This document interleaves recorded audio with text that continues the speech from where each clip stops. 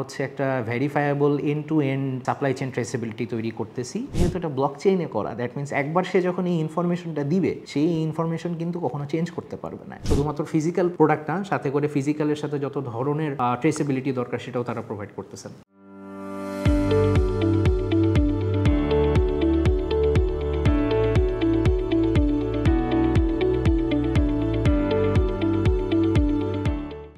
Hello, আসসালামু আলাইকুম। আমার নাম মোহাম্মদ মুহিত হাসান। আমি বর্তমান সময়ে অ্যাওয়্যার বাংলাদেশের কান্ট্রি ম্যানেজার হিসেবে কাজ করছি। আমি আমার গ্র্যাজুয়েশন কমপ্লিট করি বাংলাদেশ ইউনিভার্সিটি অফ টেক্সটাইলস থেকে। তারপরে গ্র্যাজুয়েশনের পরে এখন পর্যন্ত টেক্সটাইল সেক্টরে আমি 10.5 ইয়ার্স প্লাস কাজ করছি। আমার ক্যারিয়ার স্প্যান দেখা যায় totally garments production, textile production থেকে শুরু করে ম্যাটেরিয়াল প্রসেসিং এবং রিটেল অপারেশন সব কিছুই এখন পর্যন্ত আমি কভার করেছি। বর্তমান সময়ে আমি কাজ করছি যেখানে আমরা end to end supply chain traceability provide করি ম্যানুফ্যাকচারারদের জন্য, যাতে করে তারা তাদের এই ডাটাটাকে ইউজ করে নিজেদেরকে এম্পাওয়ার করে গ্লোবাল স্টেজের মেইন সাপ্লাই চেইন মডিউল হিসেবে নিজেদেরকে শো করতে পারে। অ্যাওয়্যার হচ্ছে বর্তমান সময়ে ওয়ার্ল্ডের একমাত্র টেকনোলজি যারা পাবলিক ব্লকচেইন ডাটাকে ফিজিক্যাল প্রোডাক্টের সাথে কানেক্ট করতেছে। দ্যাট মিনস এটার মানেটা কি? এটার মানেটা হচ্ছে আমরা হচ্ছে একটা verifiable end to end supply chain traceability তৈরি করতেছি এবং এই জিনিসটা হচ্ছে সম্পূর্ণরূপে ফাইবার ফরওয়ার্ড। সো যেহেতু এটা পাবলিক ব্লকচেইন ব্যাকড ডাটা এবং এটার মাধ্যমে এটা হচ্ছে ডিপিপি এবং সব ধরনের কমপ্লায়েন্স রিপোর্টের সাথে মেনটেন করা হয়। সো এইখানে এটা হচ্ছে সম্পূর্ণরূপে টেম্পারমেন্ট প্রুফ। দ্যাট মিনস এখানে যখন যে ডাটাটা একবার পাবলিক ব্লকচেইনে যাচ্ছে ওটা তো কোনোভাবে এডিটেবল না, এবং যেহেতু এটা fibre forward that means information flow করে রিয়েল টাইম প্রোডাকশনের সাথে। সো এইখানে হচ্ছে বেসিক্যালি বাংলাদেশের যারা ম্যানুফ্যাকচারার আছেন তারা নিজেদেরকে এইখানে পুরো গ্লোবাল ওয়ার্ল্ড স্টেজে প্রুফ করতে পারবেন যে আমরা যারা বাংলাদেশের ম্যানুফ্যাকচারার আমরা সবসময় রেসপন্সিবল সাপ্লাই চেইন মেনটেন করতেছি, আমরা এথিক্যাল প্র্যাকটিস মেনটেন করতেছি এবং আমরা পুরো ওয়ার্ল্ডের ইম্প্যাক্ট লেস করার জন্য আমরা যেটা বলি এনভায়রনমেন্টাল ইম্প্যাক্টকে যতটা কম পারা যায় ততটা কম করে আমরা প্রোডাকশন করতেছি। তো এই সব ইনফরমেশন এবং এই সব ডাটা ম্যানুফ্যাকচারাররা বাংলাদেশের অ্যাওয়্যার প্ল্যাটফর্ম ইউজ করে তারা হচ্ছে পাবলিক ব্লকচেইনে তাদের ডাটাটা দিয়ে টোটাল জিনিসটা ইউরোপিয়ান ইউনিয়নের ডিজিটাল প্রোডাক্ট পাসপোর্ট এবং ইউএসের যে ইউএফএলপিএ কমপ্লায়েন্স যেটা হচ্ছে উগোয়ার ফোর্স লেবার প্রিভেনশন অ্যাক্ট সেটার সাথে কমপ্লায়েন্ট হতে পারবে এবং এটা বাংলাদেশকে নিয়ে যাবে একটা নিউ হাইটে। টেকনোলজিটা ফ্লো করে যেটা, এটা হচ্ছে একটা ইঞ্জিন, মানে এটা অ্যাওয়্যারের ইঞ্জিন তৈরি করা। সো অ্যাওয়্যারের ইঞ্জিনটা বা এই টেকনোলজিটা কিভাবে কাজ করে সেটা হচ্ছে এটা যেটা আমি বললাম যে ফাইবার ফরওয়ার্ড এবং রিয়েল টাইম প্রোডাকশনের সাথে জিনিসটা ফ্লো করে। দ্যাট মিনস আপনি সাপোজ জিনিসটাকে এভাবে চিন্তা করতে পারেন যে আপনার কাছে যদি একটা আলমারি থাকে, আলমারির প্রতিটা ড্রয়ারে নিচ থেকে শুরু করে প্রতিটা উপরের ড্রয়ার পর্যন্ত ম্যানুফ্যাকচারাররা তাদের ইনফরমেশন ইনপুট করবে। যেমন সাপোজ প্রথমে শুরু হবে ফাইবার থেকে, ফাইবার ম্যানুফ্যাকচারার তার ইনফরমেশন দিয়ে তারপর কি করবে, সে হচ্ছে তালা লাগাই দিবে। তালা কিভাবে লাগাবে? কারণ যেহেতু এটা ব্লক চেইনে করা, দ্যাট মিনস একবার সে যখন এই ইনফরমেশনটা দিবে সেই ইনফরমেশন কিন্তু কখনো চেঞ্জ করতে পারবে না। এটা এডিটেবল না, এটা ব্যাক ট্র্যাক করা সম্ভব না, এটাকে আপনি ম্যাপিং এর মাধ্যমে কোনো কিছু করতে পারবেন না। সো এই ইনফরমেশনটা সম্পূর্ণরূপে টেম্পারমেন্ট প্রুফ এবং এই ইনফরমেশনগুলো কনজিউমাররা ট্রাস্ট করে। সো এটা যেটা বললাম ফাইবার থেকে শুরু, ফাইবারের পরে তারপর ফ্যাব্রিক, তারপর গার্মেন্ট ম্যানুফ্যাকচারার, তারপর ব্র্যান্ড, তারা সবাই তাদের ইনফরমেশন দিবে এবং সবার আলটিমেট গোল হচ্ছে কনজিউমারদের কাছে সেই ট্রেসেবিলিটি প্রোভাইড করা। কারণ কনজিউমাররা চান হচ্ছে এই কনশাস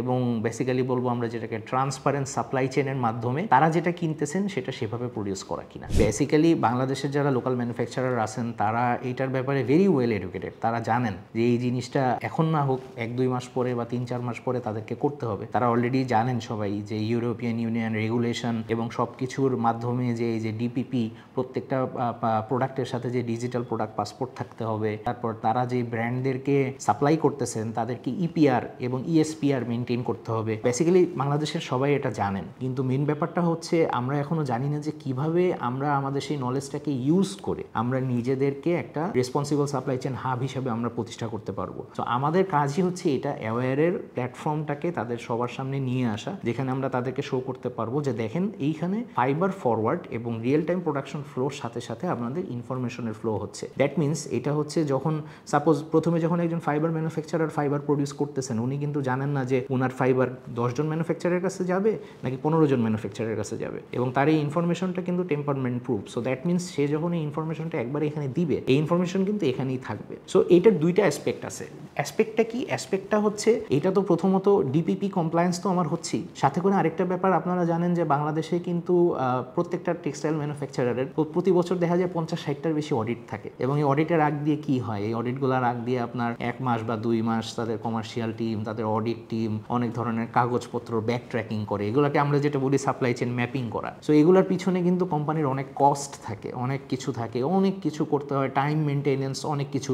আবার দেখা যায় অনেক সময় যদি অডিট ফেল করে সেটার জন্য আবার রি-অডিট করো। সো এগুলোতে দেখা যায় একটা আপনারা সবাই জানেন বর্তমান সময়ে বাংলাদেশে অডিট ফ্যাটিক তৈরি হয়েছে। আপনি বেসিক কনসেপ্ট থেকে চিন্তা করেন যে যদি ম্যানুফ্যাকচারাররা তাদের এই যে রিয়েল টাইম প্রোডাকশন ফ্লোর সাথে পাবলিক ব্লক চেইনে যদি ডাটাগুলো রাখে, তাহলে কি এই অডিটগুলো ফেস করার জন্য তাদের প্রিপারেশনের দরকার আছে? বেসিক্যালি কিন্তু নাই, কারণ ইনফরমেশন যদি ওখানে সব কিছু অলরেডি থাকে, দ্যাট মিনস তারপর যত অডিটই হোক জাস্ট ওখান থেকে ইনফরমেশন বের করে অডিটরদের কাছে দিয়ে দেওয়া। সো আমরা জাস্ট শুধুমাত্র যে গ্লোবাল ম্যানুফ্যাকচারারদেরকে এম্পাওয়ার করতেছি ব্যাপারটা সেটা না, প্লাস আমরা এটাও মেক শিওর করতেছি যে অডিটগুলো যেগুলো সেগুলোও যেন টেম্পারমেন্ট প্রুফ হয়। সো আমাদের ভীষণ হচ্ছে বেসিক্যালি টোটাল সাপ্লাই চেইনকে এই ট্রেসিবিলিটির মধ্যে নিয়ে আসা। বেসিক্যালি আমাদের যেরকম বাংলাদেশে তো আমাদের কিছু পার্টনার আসেনি যারা কাজ করছেন, যেমন বাংলাদেশে আমাদের পার্টনার হচ্ছেন অজ বাংলা জুটেক্স, যারা হচ্ছে ক্যাপ, ব্যাগ এবং অনেক কিছু ম্যানুফ্যাকচার করতেছেন বড় বড় ব্র্যান্ডের জন্য।